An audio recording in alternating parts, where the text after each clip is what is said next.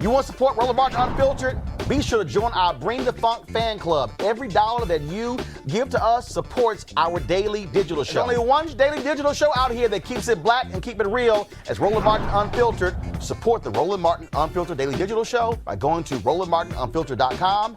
You can make this possible. Head of the FBI, Chris Wray, testified before Congress today where he dispelled accusations of fake Trump protesters' involvement in the Capitol riots on January 6th. Wray also reaffirmed that the Bureau has been working day and night to catch those involved in the Capitol siege and has found no evidence thus far of Antifa involvement. The head of the FBI said domestic terrorism has been metastasizing for a long time and it is not going away soon.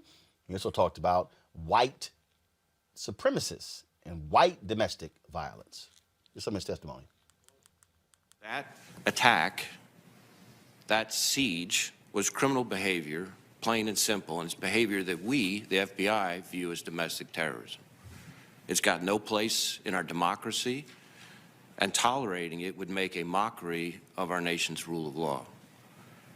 The rule of law, of course, is our country's bedrock, and it's our guiding principle at the FBI. That's why the FBI has been working day and night across the country to track down those responsible for the events of January 6th and to hold them accountable. We're chasing down leads, we're reviewing evidence, combing through digital media to identify, investigate, and arrest anyone who broke the law that day. And our greatest partner in this investigation has been the American people themselves, your constituents.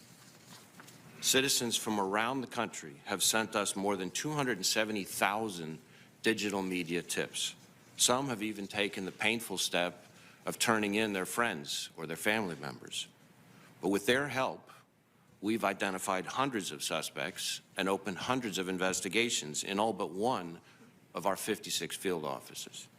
And of those identified, we've arrested already more than 270 individuals to date, over 300 when you include the ones of our partners, with more subjects being identified and charged just about every single day.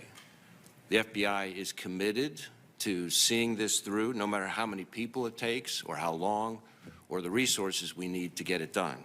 Because as citizens, in a sense, we're all victims of the January 6th assault, and the American people deserve nothing less. Unfortunately, as you noted, Mr. Chairman, January 6th was not an isolated event. The problem of domestic terrorism has been metastasizing across the country for a long time now, and it's not going away anytime soon. At the FBI, we've been sounding the alarm on it for a number of years now. I've been sounding the alarm about domestic terrorism since, I think, just about my first month on the job when I first started appearing up on the Hill. And I've spoken about it in maybe a dozen different congressional hearings. Based on your investigation so far, do you have any evidence that the Capitol attack was organized by, quote, fake Trump protesters? We have not seen evidence of that at this stage, certainly. Well, it must be pretty stupid to have folks like Josh Hawley and others, Lawrence, sit up there and just throw out nonsense and have the FBI director sitting here like he's playing ping pong. Just smacking all that BS away. Yeah, I actually think that the very fact that Chris Wray even addressed that ridiculous narrative with regard to it being Antifa and fake Trump supporters and all this nonsense was slightly ridiculous. I mean, I guess you do have to address it because they put it out there. But, you know, a big cornerstone of Republican messaging, of course, right now is just straight up lying.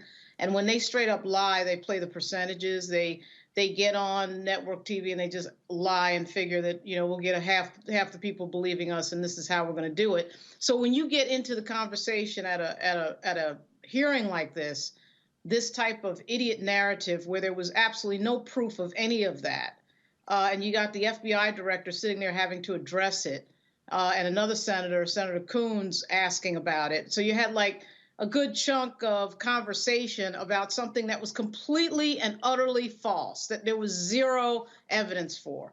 And that's, you know, that's the world today that the Republican Party has brought us into. They want us into this tailspin of bullshit. That's what they're about.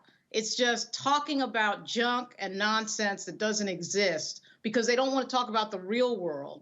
that's changing and the real demographics that are changing and the reality around them. They cannot escape it. It is not going away. The country is changing. The demographics of the country is changing. And instead of embracing that on some level, instead of facing that new reality, they've decided to lie to themselves. The Republican Party has decided that is what they're going to do, is lie to themselves. And what we end up with is a riot at the Capitol, an attack on the Capitol, and the craziness that we saw January 6th. I mean, you can't make it up. At some point also, too, we got to get to these social media companies, because social media is driving these lies completely unregulated.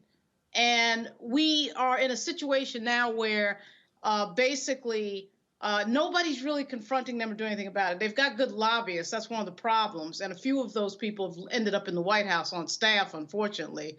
But at some point, we have to confront the fact that these lies are propelling people to take action that is violent and dangerous to this country. But really, it is the Republican Party. It is Donald Trump. It is the fact that they cannot face reality. Ben, great point. Lawrence talks about how the lies are spread, the disinformation, especially on Facebook, and how they're not stopping it. Yeah.